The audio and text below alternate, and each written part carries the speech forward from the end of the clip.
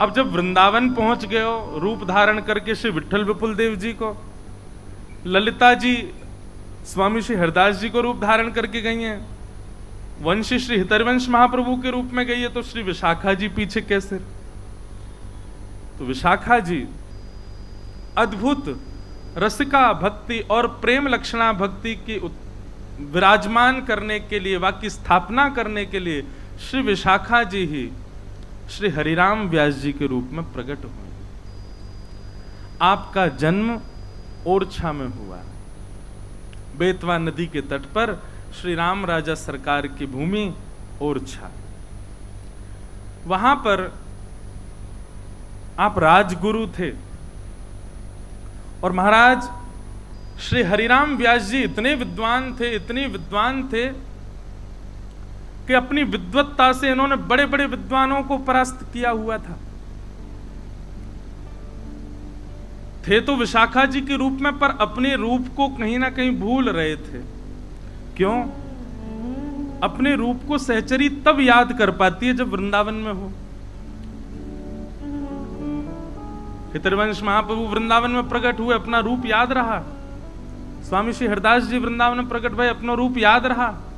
विट्ठल विपुल देव जी वृंदावन प्रकट हुए, अपना रूप याद रहा। परंतु श्री विशाखा जी तो दूर प्रकट भई, ओरछा में प्रकट हुई, इसलिए अपने रूप को अभी पहचान नहीं पा रही थी। इसीलिए उनमें एक छोटा सा अवगुण आ गया। अवगुण भी नहीं है, लेकिन वो लीला विस्तृत करने के लिए एक गुण ही मानो।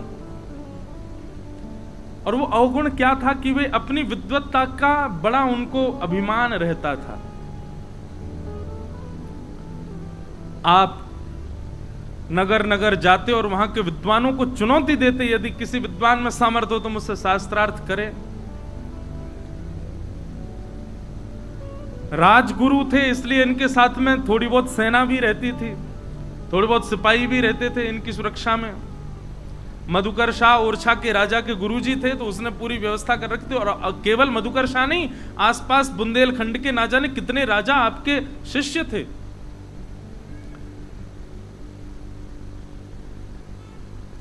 विद्वत्ता भी मिल गई, धन भी मिल गया, ऐश्वर्य भी मिल गया, प्रतिष्ठा भी मिल गई, तो मान आना तो संभव था। आप श्री ने सब जगह के विद्वानों को हरा दिया। बहुत ध्यान से सुनिएगा। तभी आपको पता चला कि भाई भारत के सबसे श्रेष्ठ विद्वान काशी में विराजते हैं। तो आपने काशी के विद्वानों को चुनौती पत्र भेज दिया। और एक और बात थी हरिराम व्यास जी में, क्या? जहां जहां से जीतते थे वहां वहां का जीत का प्रमाण पत्र और संग लेके चलते थे अपने। जैसे हम लोग भी अपनी गाड़ी पे प्रमाण पत्र लेके चलते हैं। पूर्व विधायक और उसके नीचे लिख देते हैं उसका पड़ोसी। विधायक तो लगा रहेगा इतना बड़ा, पूर्व उससे छोटा, उसका पड़ोसी बिल्कुल ही मुहिम। भैया हम विधायक हैं, हम नेता हैं, हम धनवान हैं, हम ये हैं, हम वाइस चांसलर हैं, ये है, ये सब प्रमाण लेके चल। कहा आवश्यकता? प्रमाण लेके चलना तो माथे पर उर्दपुंड लगा के हम ठाकुर जी के हैं, ये प्रमाण लेके चलो, सबको बताते चलो।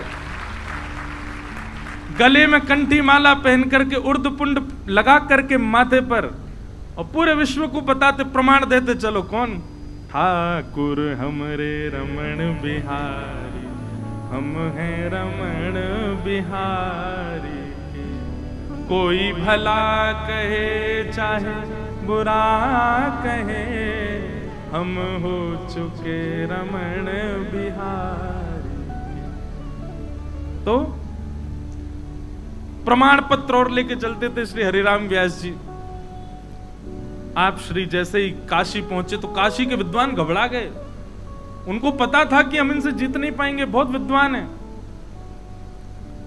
काशी के सब विद्वानों ने जाकर के महादेव से प्रार्थना। अच्छा, एक चीज मेरे मन में आई, महाराज जी, महादेव तीनों लीला में है, हरित्रयी में महादेव आए ही आए हैं। कैसे आए? हितरिवंश महाप्रभु के गोद के ठाकुर जी श्री राधा वल्लभ लाल जी कौन ने दिए? महादेव ने। स्वामी श्री हरिदास जी से पूर्व स्वरूप यानी ललिता जी से दीक्षा कौन ने ली? महादेव ने। और वही महादेव एक सामान्य पुरुष को रूप धारण करके आए और वहां चित्रा मैया की सेवा करी, स्वामी श्री हरदास जी की मैया की। महादेव वहां भी आए और हरिराम व्यास जी के चरित्र में भी श्री महादेव आए। अब लोग वाग पीछे पड़े रहते हैं, बोले बताओ आप महादेव को जबरदस्ती वृंदावन में क्यों लेते हो? वृंदावन की हमने एक आध बार यूं कह दिया, मैंने महादेव की भक्ति करने वालों को तो कृष्ण भक्ति मिले तो ही समझो कि वो उनकी भक्ति सफल है। अब लगे मुझे खींचने महादेव वाले, मतलब हम ओम नमः शिवाय जप रहे हैं तो इससे कोई मतलब नहीं।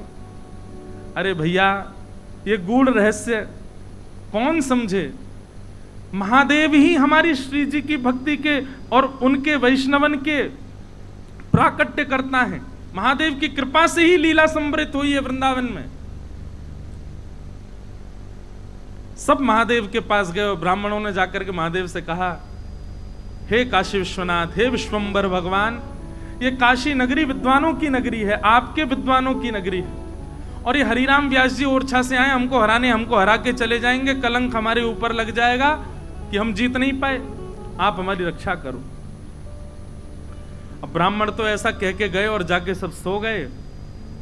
महादेव चिदानंद रूप शिवोहम शिवोहम, चिदानंद रूप शिवोहम शिवोहम। एक दीनहीन से ब्राह्मण का रूप धारण किया, बिल्कुल सहज सरल से ब्राह्मण बन गए। और जहां ठिकाना था, जहां पर तंबू लगा करके बैठे थे श्री हरिराम व्यास जी, बाहर अपने प्रमाण पत्र चिपका रखे थे और नीचे लिख रखा था, विद्वानों को खुली चुनौती, आके शास्त्रार्थ करो। हरिराम व्यास जी के पास महादेव पहुंचे। सेवकों ने जाकर के बताया, महाराज जी बाहर एक दिन इनसा ब्राह्मण आया है काशी का। बोले रूप पर मत जाओ, विद्वान होगा तभी आया, नहीं तो कैसे आएगा मेरे पास, भेजो भीतर। महादेव गए, जय हो, बड़े बिल्कुल दीन से बन के गए। हरिराम व्यास जी बताइए किस विषय पर शास्त्रार्थ प्रारंभ किया जाए? विषय तो हम क्या प्रारंभ करें, हमारे 2-3 प्रश्न हैं, उनके उत्तर में ही शास्त्रार्थ समझ लीजिए। हरिराम व्यास जी बोले जल्दी पूछो, क्या पूछना है? महादेव बोले, भगवान सबसे पहला तो मैं ये जानना चाहता हूं, संपूर्ण विद्या का फल क्या है? संपूर्ण ज्ञान का फल क्या है? आप इतने बड़े ज्ञानी, आपने सब कुछ पढ़ा लिखा है, इसका फल आपको क्या मिला हुआ है? हरिराम व्यास जी बोले, संपूर्ण ज्ञान का फल है विवेक। बोले अच्छा, और विवेक किसको कहते हैं? बोले विवेक कहते हैं सत और असत को, सही और गलत की पहचान, यही विवेक है। अच्छा, ये सत और असत क्या है, कृपा करके ये बताएंगे? बोले सत, ठाकुर जी सत हैं, ये ब्रह्मांड पूरा, ये सृष्टि पूरी असत है, ये संसार असत है, केवल और केवल ठाकुर जी ही सत्य हैं। महादेव बोले तो फिर आप क्यों इस असत संसार में पड़े हो? क्या इसी के लिए आपने विद्या अर्जित की थी कि आप विद्वानों के घर जा जा करके उनको हरा करके उनको दुखी करो और उनसे ये बस एक कागज पे लिखवा देना कि आप विद्वान हो, उसको बाहर चिपकवा देना? आप खुद असत में पड़े हुए और कहते हो कि आप ज्ञानी हो। यदि आप सत के उपासक हो, ज्ञानी हो, तो फिर सत की उपासना करो, ब्रह्मांड भगवान की उपासना करो। क्या आपको विवेक की प्राप्ति होगी? 2-4 प्रश्न ऐसे धर दिए महाराज। हरिराम व्यास जी तो नेत्र खुल गए, देखते रहे, देखते देखते चरणों में गिर गए। बोले आप सामान्य नहीं हो, कौन हो, मुझे अपना रूप दिखाओ। इतने में ही महाराज आहा, नमामि शमीशान निर्वाण रूपम विभुम व्यापकम ब्रह्म वेद स्वरूपम निजम निर्गुणम निर्विकल्पम निरीहम चिदाकाशमाकाशवासं भजे। देवादिदेव महादेव अपने रूप में प्रकट हो गए और प्रकट होकर के श्री हरिराम व्यास जी को उठा करके अपने हृदय से लगाया और हृदय से लगा करके कान के पास जाके बोले, विशाखा जी, और जैसे ही विशाखा शब्द उच्चारण किया, नेत्र बंद हो गए, अपनी निवृत्त निकुंज की स्मृति आ गई और महाराज तुरंत उनको स्मरण होने लगा कि अरे मैं कहां संसार में फंस रहा हूं, ये कहां ज्ञानी बनने की कोशिश कर रहा हूं, दूसरों को हराने में, दूसरों को परास्त करने में मेरी रुचि होती जा रही है। अरे मैं तो निवृत्त निकुंज की दासी हूं, मैं तो किशोरी जी की प्रिय सखी विशाखा हूं, मैं अपने रूप को क्यों नहीं पहचान पाई। महादेव के चरणों में प्रणाम किया, बोले विशाखा जी, आप विद्वान इसलिए बनाई गई हो ताकि आप और वृंदावन रस का महिमा का गान कर सको, इसलिए अब अपनी इस विद्वत्ता से दूसरों को, ब्राह्मणों को हराना, परास्त करना, दुखी करना बंद करो, जाओ वृंदावन और वृंदावन के यश को गाओ। महादेव ने भेजा वृंदावन यश गाने के लिए। विशाखा जी, श्री हरिराम व्यास जी तुरंत महाराज अपने साथ में बताते हैं कि वो 5-6 बैलगाड़ी भर के पोथियां लेके और चलते थे साथ में। लोग बाग तो उन पोथियों को देख के ही हैरान हो जाते थे कि भैया कितने पढ़े लिखे होंगे ये। लौट करके आप वृंदावन नहीं गए, पहले ओरछा आए, क्योंकि आपको संकोच हो रहा था कि मैंने इतने वर्ष वृंदावन के बिना व्यतीत कर दिए। लगभग शायद 35-36 वर्ष तक वृंदावन से विलग रहे श्री हरिराम व्यास जी। आप श्री ओरछा आ गए, परंतु अब ओरछा में आपका मन नहीं लगता है, आप बस एक ही विचार में रहते हैं, वृंदावन कैसे जाऊं, वृंदावन कैसे जाऊं। वृंदावन जाने से पूर्व मैं पहले गुरु बनाऊं भैरवी। और आप बस खोज कर रहे थे कि मैं किसको गुरु बनाऊं। आपके मन में कई सारे भाव आए।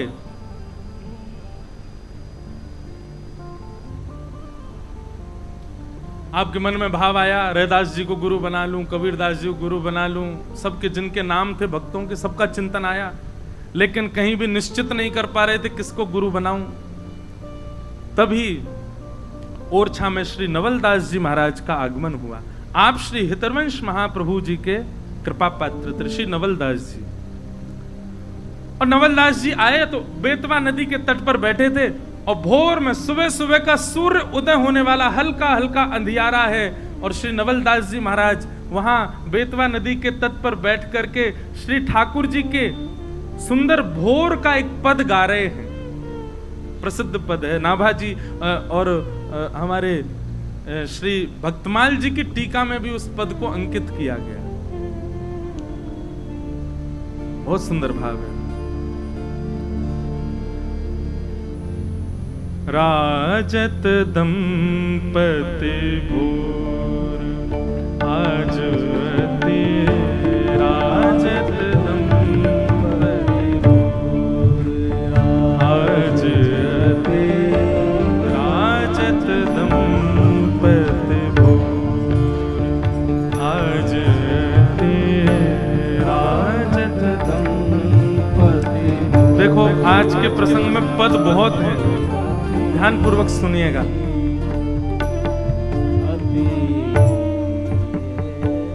हमको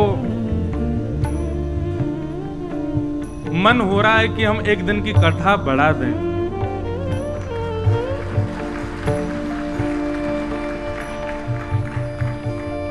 आप सबको रुकने के लिए नहीं कह रहे, हम एक दिन कथा बिना संगीत के कर देंगे, रुक जाओ तो अच्छा, पर मन हो रहा है कि एक दिन की कथा बढ़ा दें।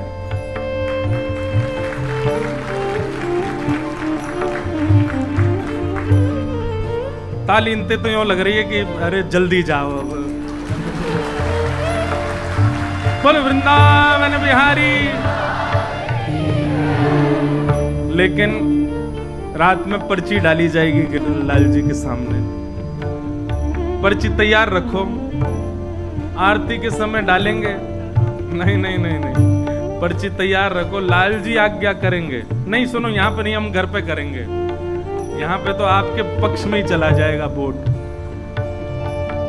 क्योंकि अभी चरित्र इतना सुंदर है। और फिर मन है कि जन्मोत्सव हो ठाकुर जी का,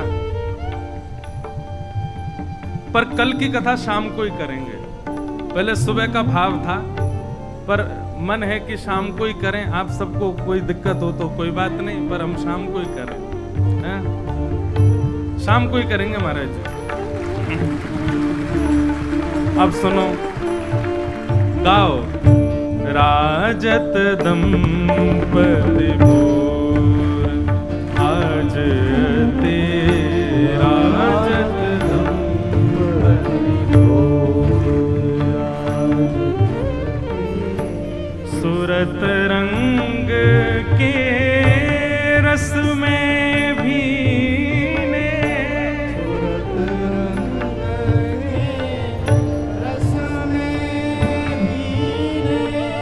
सुरत रंग के रस में भीने, सुरत रंग के रस में भीने, नागरी नवल किशोर, नागरी नवल किशोर, हाँ नागरी नवल किशोर, नागरी नवल किशोर, आज ते राजत दंपति भोर, आज ते राजत दंपति भोर, आज ते राजत दंपति भोर, आज ते राजत आसन पर भुज दिए विलोकत, आसन पर भुज दिए विलोकत, आसन पर भुज दिए विलोकत, आसन पर भुज दिए विलोकत, इंदु बदन विभयोर, इंदु बदन विभयोर, हे करत पान रस मत परस्पर, करत पान रस मत परस्पर। जिनको नेक्स्ट समझ में नहीं आ रहा हो पद को भाव, भोर का समय है, दोनों युगल सरकार अपनी सेज पर बैठे हैं, उठ के अभी अभी उठे हैं, एक दूसरे के गले में गलवैयां डाले बैठे हैं युगल सरकार, और एक दूसरे के रूप माधुरी को पान कर रहे हैं। भोर भैया सुबह सुबह उठे हैं अभी, रात्रि में रास विलास भयो है, तो रास विलास में जैसे पुष्प उड़ाए गए, अबीर उड़ाए गए, वे अभी उनके अंग पे लगे भय हैं। ऐसा दोनों को स्वरूप है, एक दूसरे के रूप सुधा को रसपान कर रहे हैं दोनों। करत पान रस मत परस्पर, करत पान रस मत परस्पर, लोचन त्रषत चकोर, लोचन त्रषत चकोर,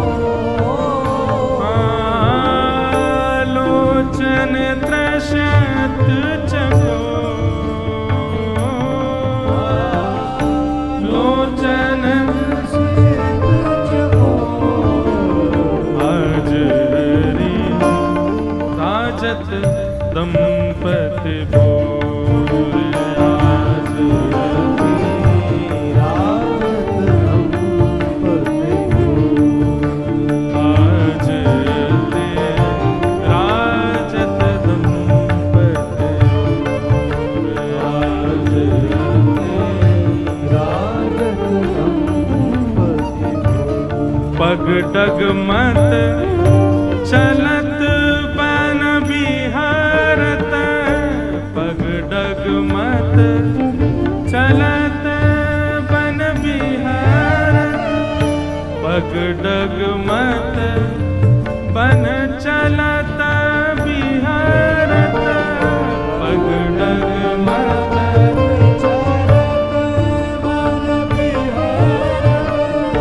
रुचिर कुंज घन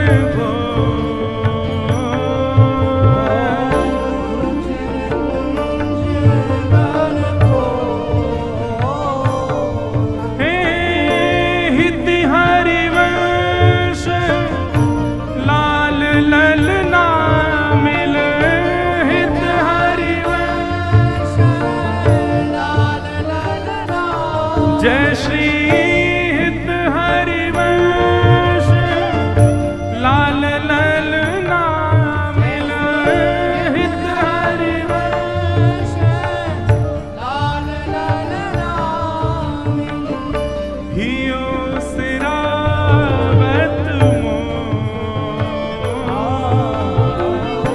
हियो सिरावत मोर, हियो सिरावत मोर,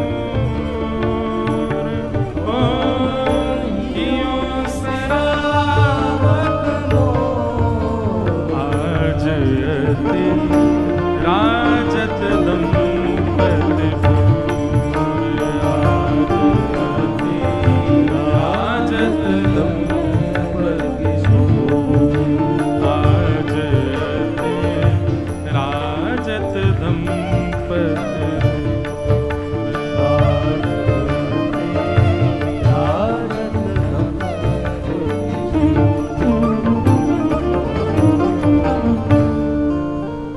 बस यही पद सुनकर के हरिराम व्यास जी को अपनी निकुंज लीला का स्मरण होने लगा। भोर का समय हुआ है, प्रिया प्रियतम उठा रहे हैं, ललिता जी सेवा में है, अन्य सब सखियां सेवा में हैं। विरह होने लगा, मैं कहां हूं, क्योंकि स्वयं तो विशाखा है ना। स्वयं को लीला में ना देख पाने से अत्यंत विषाद होने लगा चित्त में, और वही विषाद वृंदावन की स्मृति के रूप में परिवर्तित हो गया। आप तुरंत नवलदास जी के पास दौड़े दौड़े गए और आपने जाकर के कहा, भगवान आपने जो ये पद गाया, इस पद का भाव क्या था? और इस पद के अंत में आपने कहा जय श्री हित हरिवंश, ये कौन है? ये किनकी छाप से आप पद गा रहे हैं? ये ऐसे निकुंज रस का उपासन करने वाले, ऐसे नित्य निकुंज का प्रकाश करने वाले ये कौन है? नवलदास जी ने कहा, ठाकुर जी की वंशी के साक्षात अवतार श्री हितरवंश महाप्रभु। वे अभी वृंदावन में विराज रहे हैं, ठाकुर जी की निकुंज लीलाओं को गाते हैं, उन्हीं की निकुंज लीलाओं को सुन सुन करके वृंदावन में रस आनंदित होता है। मैं उन्हीं का कृपा पात्र शिष्य हूं नवलदास। बस अब तो हितरवंश महाप्रभु का जैसे ही चिंतन हुआ, आपके चित्त में भाव आया कि बस मिल गए मेरे गुरुदेव। बहुत मन में संकोच आ रहा था, किसके पास जाऊं, किससे दीक्षा लूं, कहां जाऊं, कौन मेरे गुरु बने।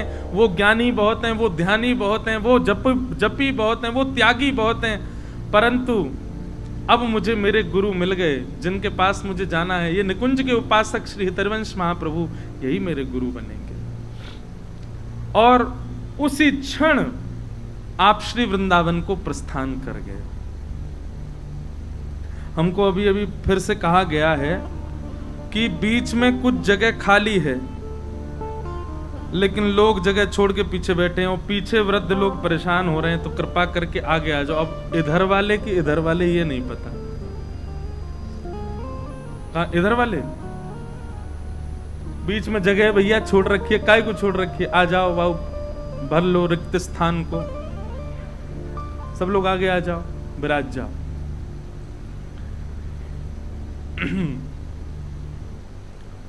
आप श्री वृंदावन को प्रस्थान कर गए। श्री हरिराम व्यास जी के चरित्र में पद बहुत हैं। आप श्री ने खूब सुंदर सुंदर पद गाए हैं, पर हम देखेंगे कि जो भाव लगेगा गाना है उसको प्रकट करेंगे।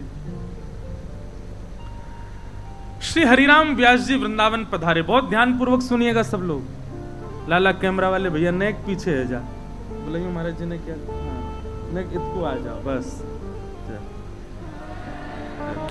विराजो। तो श्री हरिराम व्यास जी वृंदावन पधारे। बहुत ध्यानपूर्वक सुनो। जैसे ही आप वृंदावन आए, वृंदावन आते ही, अच्छा अब भी महाराज जी पोथियां छोड़ करके नहीं आए, संग लेकर के ही आए। 5 बैलगाड़ियों में पोथियां भर करके लेके आए साथ में। वृंदावन आए, वृंदावन में पूछते गए कहाँ है श्री हितरवंश महाप्रभु, कहाँ मिलेंगे कहाँ मिलेंगे। सबने बताया मदन टेर चले जाओ। आप श्री मदन टेर गए और मदन टेर में भीतर जैसे वहां ऊंची ठौर पर श्री राधा वल्लभ लाल जी विराज रहे थे, वहां पहुंच करके अब देखो थोड़ा तो समय लगता है परिवर्तित होने में। अभी तक सब जगह पूजने की ही उनकी स्थिति रही थी। सब जगह जहां भी जाते थे सब लोग ओ हो परम विद्वान हरिराम व्यास जी आए। मदन टेर पर जैसे ही पहुंचे तो वहां जाते ही उन्होंने कहा श्री हितरवंश महाप्रभु के दर्शन कहां होंगे। तो सेवकों ने और कुछ दर्शनार्थियों ने बताया, बोले अभी राजभोग की तैयारी कर रहे हैं, महाप्रभु जी निज करसों प्रसादी बना रहे हैं ठाकुर जी की। हमने हितरवंश महाप्रभु के चरित्र में सुना था ना, वो लकड़ी भी खुद ही बीनने चले जाते थे। श्री जी की कोई भी सेवा छोटी बड़ी नहीं, सब करते थे। तो आज महाप्रभु जी अपने हाथों से महाप्रसाद राजभोग सिद्ध कर रहे थे, बना रहे थे। तभी आप आए, आकर के आपने कहा महाप्रभु जी कहा, तो किसी ने कहा प्रसाद सिद्ध कर रहे हैं, आप थोड़ी देर प्रतीक्षा करो, विराजो। हरिराम व्यास जी बोले अब प्रतीक्षा क्या करूं, समय की बर्बादी होगी ना इसमें। तो एक काम कीजिए ना, महाप्रभु जी प्रसाद बनाते रहेंगे, आप मुझे रसोई घर में ही ले चलो, वहीं बैठ करके मैं उनके दर्शन प्रणाम कर लूंगा। मतलब बिल्कुल हृदय में इतना भी चैन नहीं है कि नेक देर बैठ के प्रतीक्षा कर लें, क्योंकि आज तक प्रतीक्षा की नहीं है। और भैया अब आप कहेंगे कि नरवाहन ने तो आधा मुंह देखा उसी से ही, तो अभी हरिराम व्यास जी को दिखे नहीं ना, आचार्य दिखे तब तो कृपा हो। इसलिए थोड़ा बहुत दोष अभी है हरिराम व्यास जी में। आप श्री ने कहा कि अब मुझे वहीं रसोई घर में ले चलो, वहीं बैठ के मैं चर्चा कर लूंगा, वो भोजन बनाते रहेंगे, बात करते रहेंगे मुझसे। अर्चकों ने जाकर के हितरवंश महाप्रभु जी से कहा कि भगवान हरिराम व्यास जी आए, सुना बहुत विद्वान है, वो तो यूं कह रहे हैं हमको भीतर ही ले चलो। महाप्रभु जी बोले बुलाओ उनको अंदर। हरिराम व्यास जी गए। आहा, चूल्हे पर सुंदर कढ़ाई पर कुछ प्रसादी बना रहे थे आप, अग्नि प्रज्वलित थी और बनाते बना जैसे ही हरिराम व्यास जी आए, आप श्री ने तुरंत जो नीचे थोड़ी थोड़ी जली हुई लकड़ियां थी उन सबको बाहर निकाल करके उनको ठंडा कर दिया और कपड़ा से कढ़ाई उतार करके नीचे धर दी और नीचे धर के हरिराम व्यास जी की ओर मुख करके महाप्रभु हितरवंश जी बैठ गए और बोले कहो क्या बात है। हरिराम व्यास जी बोले मेरे संशय और मेरी स्थिति वो सब तो बाद का विषय, पर आपने ये क्या किया,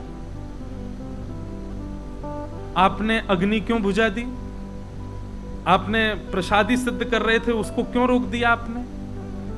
भगवान मैं मानता हूं थोड़ा हटीला हूं, प्रतीक्षा नहीं की मैंने, पर मेरा ऐसा भाव था कि आप प्रसाद बनाते रहेंगे, हम दोनों की चर्चा होगी, पर आपने अग्नि बुझा करके और कढ़ाई नीचे रख करके तो मुझको ऐसा प्रतीत करवाया कि मैंने आपकी सेवा में विघ्न डाला है। ज्ञानी तो थे ही हरिराम व्यास जी। हितरवंश महाप्रभु ने कहा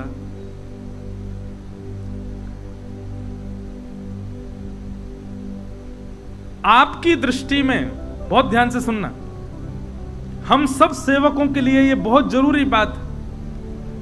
हितरवंश महाप्रभु कहते हैं व्यास जी आपकी दृष्टि में भोग सिद्ध करना हाथ का विषय है और आपके प्रश्नों का उत्तर देना मुख का विषय है। आपकी दृष्टि में आपको ऐसा लगता है कि मैं हाथ से भोग बनाऊंगा और मुख से आपके प्रश्नों का उत्तर देता रहूंगा, पर मेरी स्थिति में मैं जिस क्रिया में हूं वहां परिपूर्ण रूप से लगा हूं। मेरा मन भी वही होगा, मेरी चित्तवृत्ति भी वही है, मेरी बुद्धि भी वही है, मेरे हाथ जिस क्रिया को कर रहे हैं उसी क्रिया में मेरा मन भी है, उसी क्रिया में मेरी बुद्धि भी है। अब जब मैं ठाकुर जी की प्रसादी बना रहा हूं, मेरी मन बुद्धि दोनों वहां लगे, मैं आपका प्रश्न कैसे सुनूंगा, आपका उत्तर कैसे दूंगा? मेरे लिए ये दो कार्य नहीं हो सकते हैं। तो महाप्रभु जी ने एक पद गा करके सुनाया, यह जो एक मन बहुत ठोर कही, यह जो एक मन बहुत ठोर करी, कही कौन सुच पायो, जहां तहां विदित जार जुवतीलो, प्रगट पिंगला गायो।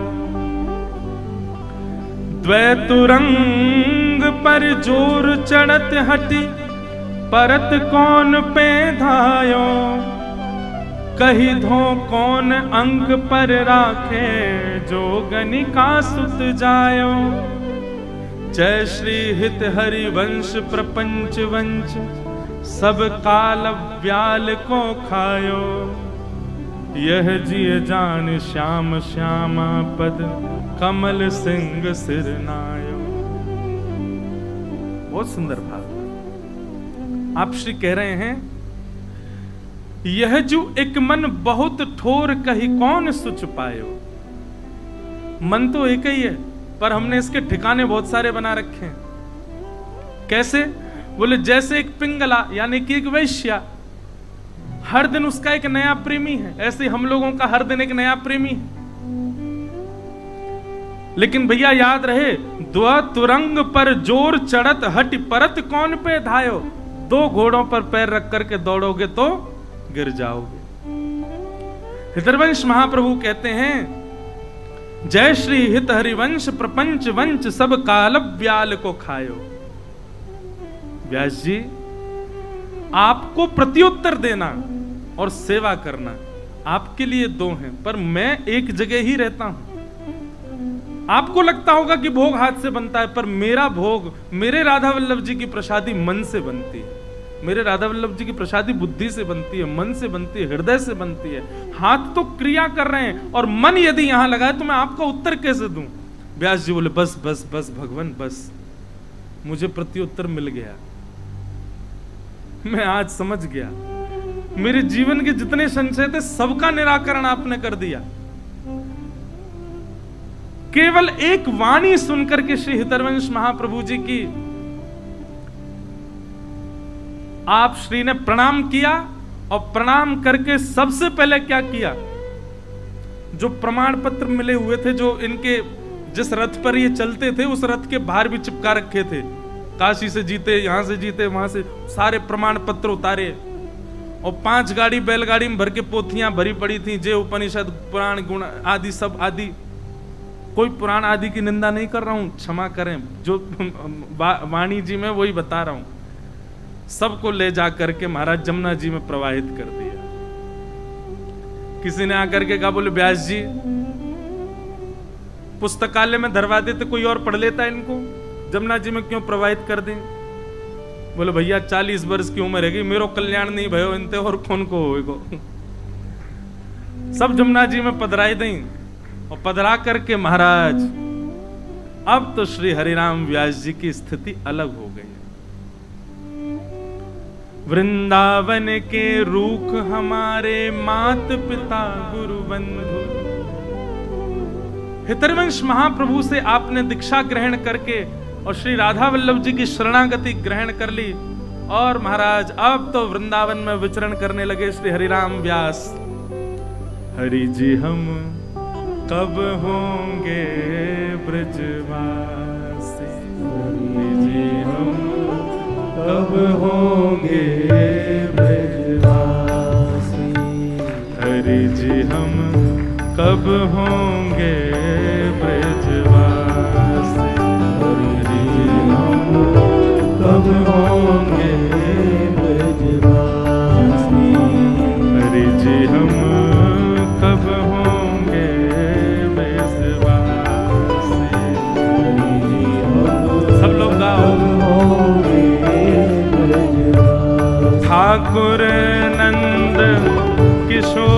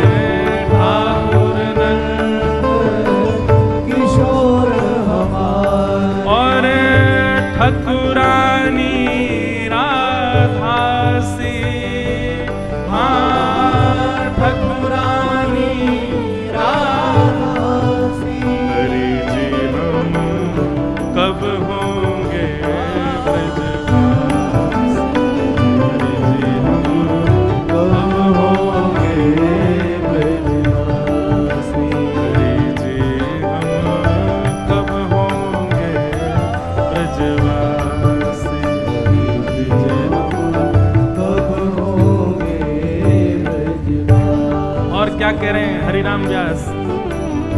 कब मिले हैं वे सखी सहेली, कब मिले हैं वे सखी सहेली, तो कब मिले हैं वे सखी सहेली, कब मिले हैं वे सखी सहेली। कौन? हरिवंशी हरिदासी, हरिवंशी हरिदासी, ओ हरिवंशी हरिदासी, हरिवंशी हरिदासी। हरि जी हम अब होंगे,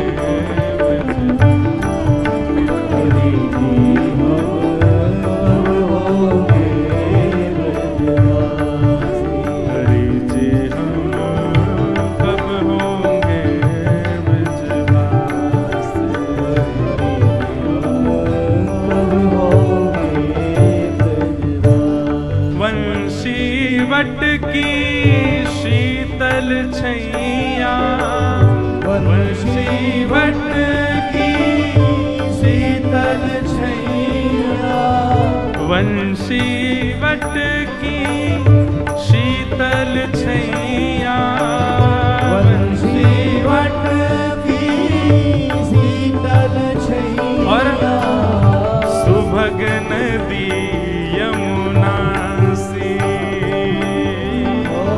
सुभग नदी यमुना सी, हाँ सुभग नदी यमुना सी,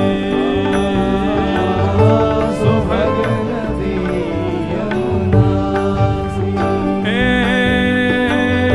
इतनी आस व्यास की पुजवाऊं, इतनी आस व्यास की पुजवाऊं, इतनी आस व्यास की पुजवाऊं, इतनी आस व्यास की पुजवाऊं। ओ वृंदा विपिन विलासी, वृंदा विपिन विलासी। हरि जी हम कब होंगे ब्रजवासी, हरि जी हम कब होंगे ब्रजवासी, हरि जी हम कब होंगे ब्रजवासी, हरि जी हम कब होंगे ब्रजवासी, हरि जी हम कब होंगे ब्रजवासी, हरि जी हम कब होंगे ब्रजवासी। अब हरिराम व्यास जी वृंदावन में रहने लगे, छोड़ आए सब अपने घर परिवार, त्याग दी अपनी सब कुल की कहानी, त्याग दी अपनी सारी उपाधियां आदि सब छोड़ छाड़ के वृंदावन में रहने लगे। आपके घर वालों को तो लोभ था, क्योंकि हरिराम व्यास जी रहते थे तो घर में धन दक्षिणा आती थी, खूब सारी चीजें आती थी। अब हरिराम व्यास जी तो इतने दिन हो गए पता नहीं कहां चले गए।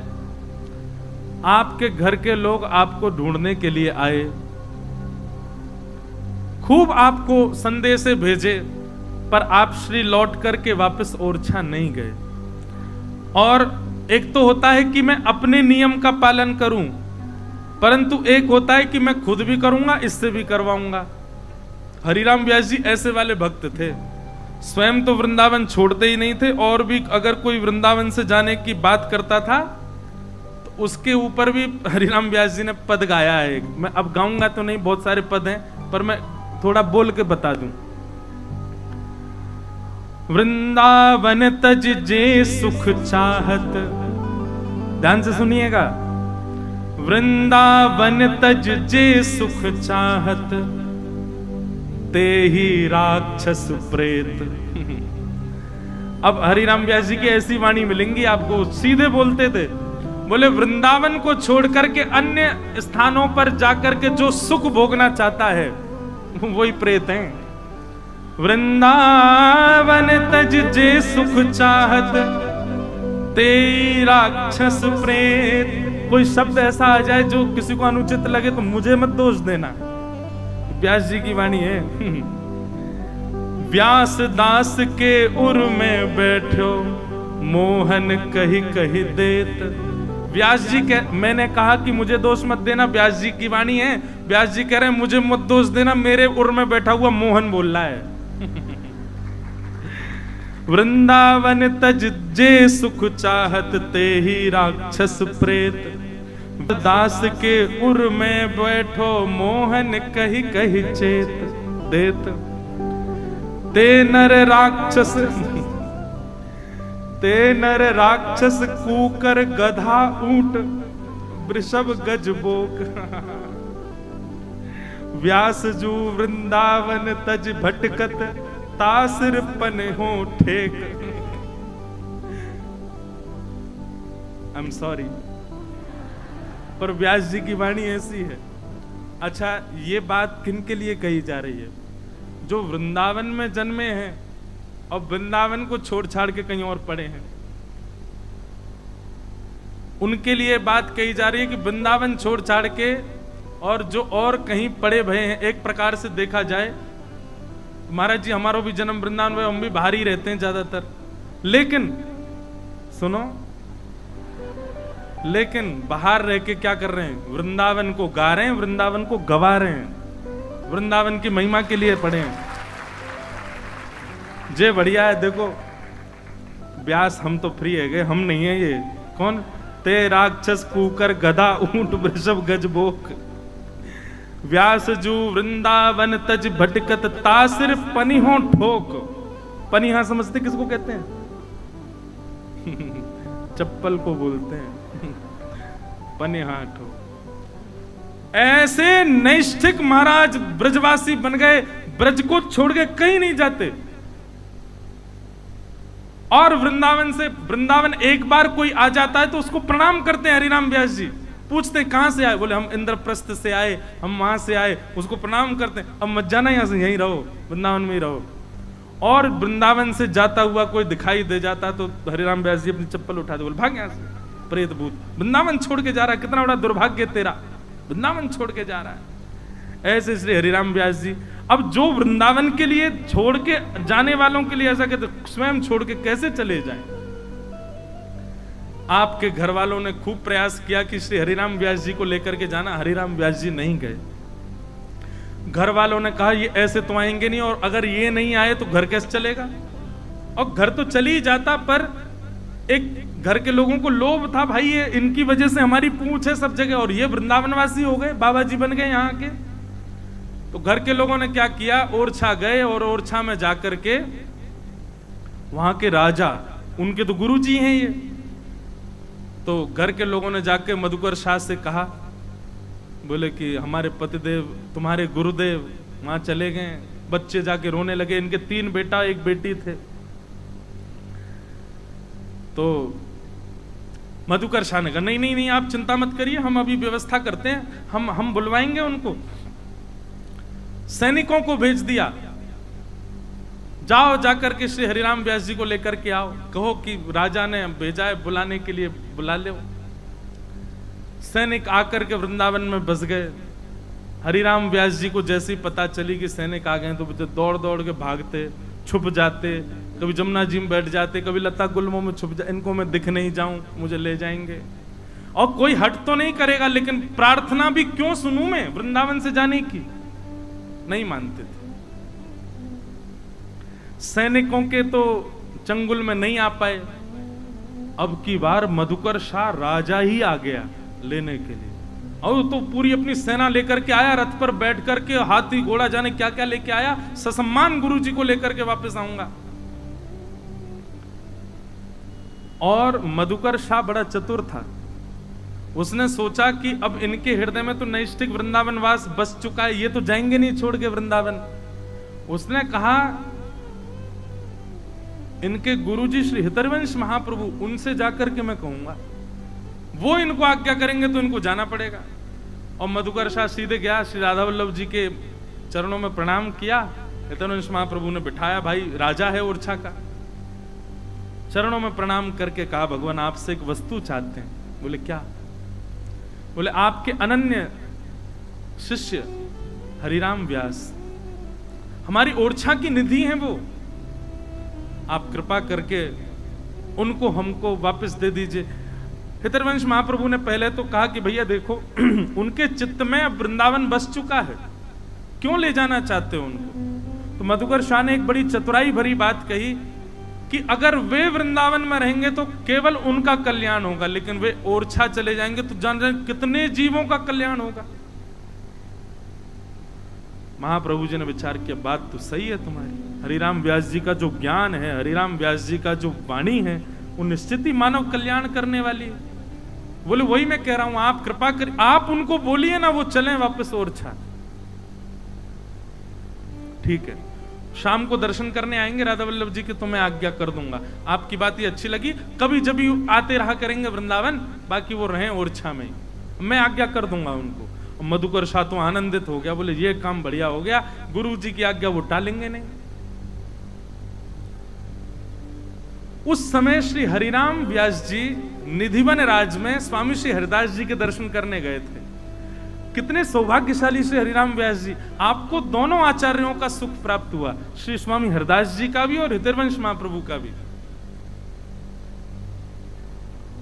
स्वामी श्री हरिदास जी का दर्शन किया, कुंज बिहारी लाल जी के सामने बैठ के गाते, नाचते, उछलते, इतना आनंद करते। वृंदावन रहना उनके लिए सौभाग्य की बात थी, उसको आनंद निमग्न होके पालन करते थे। स्वामी जी को प्रणाम किया, बिहारी जी को प्रणाम किया, और जैसे ही वृंदावन से निधिवन से बाहर निकले, इतने में कोई दौड़ा दौड़ा आया और हरिराम व्यास जी से बोला, व्यास जी अब तो आपको वृंदावन छोड़ना पड़ेगा। व्यास जी बोले क्यों? फिर से हमारे घर वाले आए क्या? बोले नहीं, घर वाले नहीं आए। सैनिक आए हैं क्या? राजा के? बोले नहीं, सैनिक भी नहीं आए। तो स्वयं राजा आया है। व्यास जी बोले नहीं ले जा पाएगा, चेला तो हमारा ही है। बोले चेला आपका है, पर उसने आपके गुरुजी पकड़े हैं। वो हितवंश महाप्रभु से जाकर के कह रहा है कि वे आपको आज्ञा करें कि आप वृंदावन से जाओ, और हमें तो सुनने में ऐसा आया है कि महाप्रभु जी ने हामी भर ली है कि वे शाम को आपको आज्ञा करेंगे कि कल सुबह तुम ओरछा चले जाओ। ये सुनते ही पछाड़ खा के गिर पड़े श्री हरिराम व्यास, वृंदावन की रज में लेटने लगे, वहां के वृक्षों को पकड़ पकड़ करके हृदय से लगाने लगे, बार बार कान पकड़ने लगे, क्षमा कर दो, मुझसे कोई अपराध हो गया, हे श्री वृंदावन आप मेरा त्याग क्यों कर रहे हैं? आप गुरुदेव से कहिए वो मुझे आज्ञा ना करें, मैं उनकी आज्ञा नहीं टाल पाऊंगा, पर मैं वृंदावन के बिना नहीं रह पाऊंगा। अब वृंदावन त्यागने की स्थिति में नहीं हूं, मेरे प्राण बसते हैं वृंदावन में। रुदन करने लगे, वृक्ष वल्लरियों को अपने हृदय से लगा लगा करके रोने लगे। अब कहने वाले तो बहुत कुछ कहते हैं कि ऐसा किया, पर ज्यादा कुछ नहीं, रुदन करने लगे और मुख पर काली पोतली, एक स्याही या कह लो काजल, पूरा डिबिया निकाल के हाथ में अपने मुख पर, माथे पर, नाक पर, गाल पर, मुख, पूरे मुंह पर काली पोत करके घूमने लगे। बोले वृंदावन त्यागने वाले का रूप यही होना चाहिए, मुझे वृंदावन से जाना पड़ रहा है। अभी तक गुरुदेव ने आज्ञा नहीं करी है कि वृंदावन छोड़ के जाओ, केवल किसी से पता चल गया है कि गुरुजी आज्ञा देने वाले हैं, तो ये हालत हो गई श्री हरिराम व्यास जी की। उसी व्यक्ति ने जाकर के, जिसने हरिराम व्यास जी को बताया, वही दौड़ा दौड़ा हितवंश महाप्रभु के पास गया, महाप्रभु जी व्यास जी को बचा लो। क्यों, क्या हुआ व्यास जी को? बोले उनको पता चल गया है कि आप आज्ञा करने वाले हैं वृंदावन त्यागने की, तब से वृक्ष वल्लरियों को हृदय से लगा करके खूब रो रहे हैं, ब्रज में लौट रहे हैं, मुख पर कालीत पोत करके घूम रहे हैं। हितवंश महाप्रभु ने एक झरोके से देखा तो कुंज में हरिराम व्यास जी, हाँ वृंदावन, श्री वृंदावन, प्यारो वृंदावन, मेरो वृंदावन, ऐसे करके रो रहे थे खूब जोर से। हितरवंश महाप्रभु ने कहा तुरंत मधुकर शाह को बुलाओ। मधुकर शाह कहीं अपना भोजन प्रसाद पा रहा था, राजा आया पूरी मंडली के साथ ले जाने के लिए। जैसे ही पता चला कि हितरवंश महाप्रभु ने बुलाया, तुरंत दौड़ करके गया, धन्यवाद प्रणाम, आज्ञा करें भगवान। बोले व्यास जी कहीं नहीं जाएंगे। बोले आपने सुबह आज्ञा की थी कि आप ले जा सकते हो।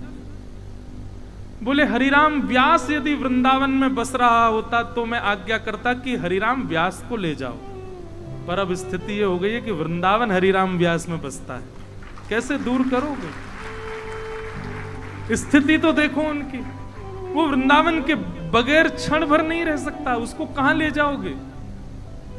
हमारी आज्ञा है आप वापस लौट जाओ, हरिराम व्यास को लेकर के नहीं जा सकते, प्राण निकल जाएंगे उनके वृंदावन से जाते ही। बंधुओं,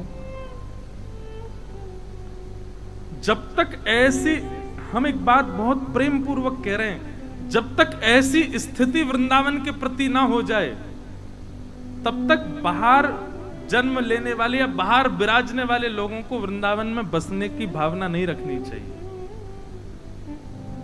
आप धन के बल पर, आप बहुत धन लगा करके और सब व्यवस्था करके वृंदावन में बस जाओ, वो आपकी इच्छा है, पर वृंदावन आपको पकड़ ले, बस ऐसी स्थिति हो जाए कि एक पग भी बाहर रखा तो महाराज अब, या फिर ऐसी स्थिति हो जाए कि वृंदावन से बाहर गए नहीं, कि बस स्थिति ऐसी हो गई अब कब वापस जाएं, कब वापस जाएं, कब वापस जाएं, ये लगने लग जाए, बस कुछ और ना सुहावे, तब समझना कि अब वृंदावन चित्त में है, तब वृंदावन वास लीजिएगा।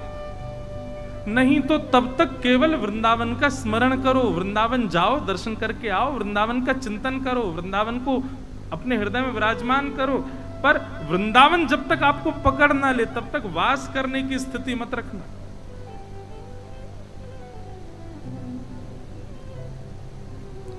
और मधुकर शाह वापस लौट गए वहीं से।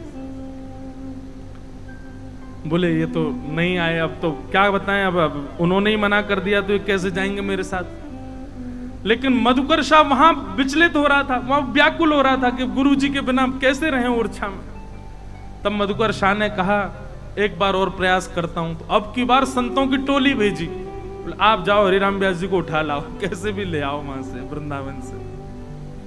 हरिराम व्यास जी को लेने के लिए संत महापुरुष आए, बड़े बड़े तिलकधारी, सोटाधारी, मठाधारी सब आए, सबको देखा, बुंदेलखंड के सब संत आए, हरिराम व्यास जी सबका स्वागत, सब आए हरिराम व्यास जी के पास ही,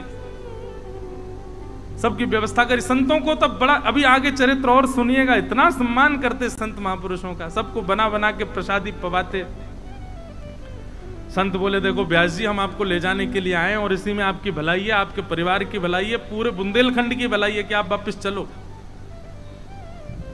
हरिराम व्यास जी बोले ओहो, तो ये दर्शन वर्शन करने नहीं आए, ये मुझको ले जाने आए हैं। हरिराम व्यास जी बोले अब ऐसा कुछ करके दिखाना पड़ेगा जिससे इनको लगे कि मैं इनके काम का नहीं हूं।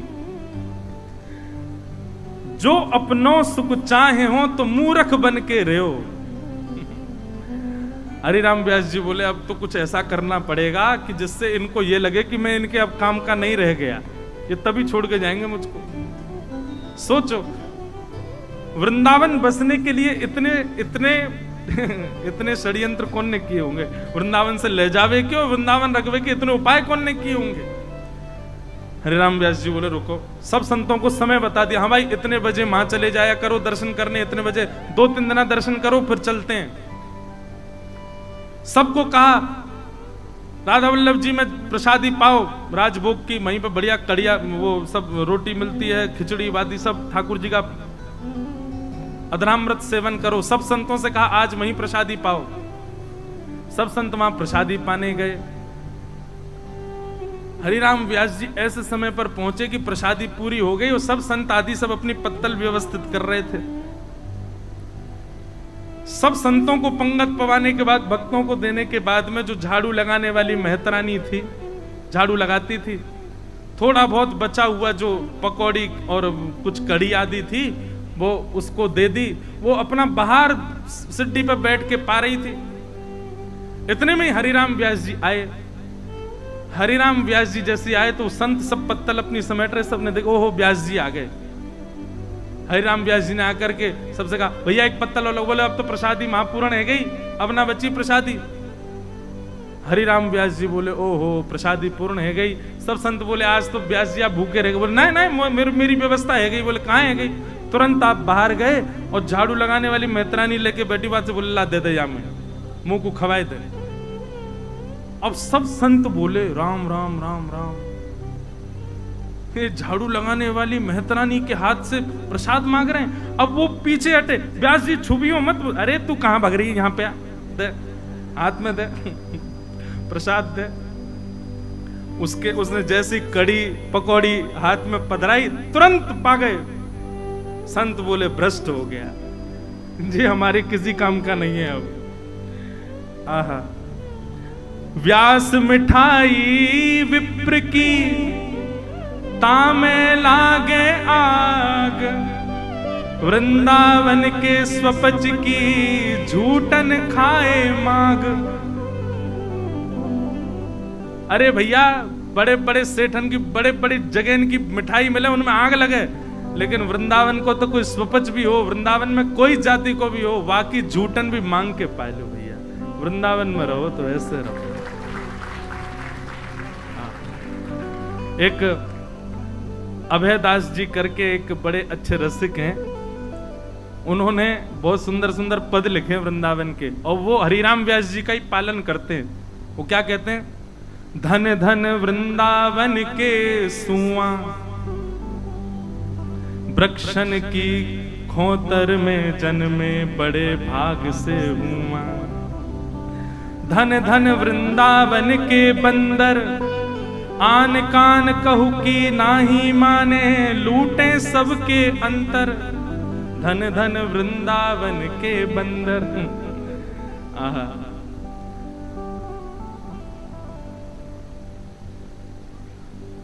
धन धन वृंदा विपिन गुसाई, आसन डार जाप में बैठे इन सम दूजो नाही।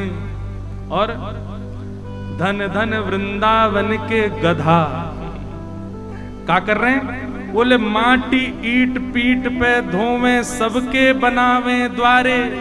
धन धन वृंदावन के गधा, गैल घाट में करें जीव का होकत है मतवारे। धन धन वृंदावन की चेंटी, कैसे? बोले महाप्रसाद को किनका लेके जाए भली में बैठी। वृंदावन की चट्टी कहा खा रही हैं? बोले जो प्रसाद गिर जाए वही खा ले। बोलो महाप्रसाद है राधा रमन जी को, राधा वल्लभ जी को। धन धन वृंदावन के मेढक प्यारे, कैसे? बोले ठाकुर की मोरी पे बैठे। मोरी समझते हैं? मोरी मतलब नाली। धन धन वृंदावन के मेढक प्यारे, ठाकुर की मोरी पे बैठे बोले न्यारे न्यारे, टर टर बोलते हैं। और महाप्रसाद को पानी पीवे मिट गए पाप सवारे। धन धन वृंदावन के मेढक प्यारे। वाह!